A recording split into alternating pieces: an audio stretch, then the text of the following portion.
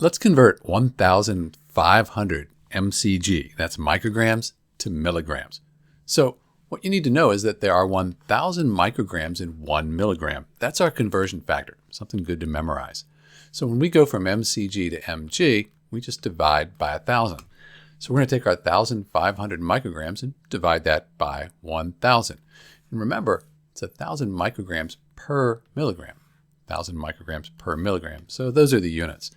When we do the division, we go 1, 2, 3. So now we're just dividing by 1.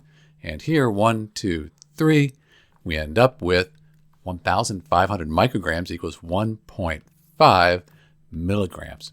And we know we're right because micrograms cancel out. We're left with milligrams there. So in answer to our question, 1,500 micrograms, that's 1.5 milligrams. It's Dr. B. Thanks for watching.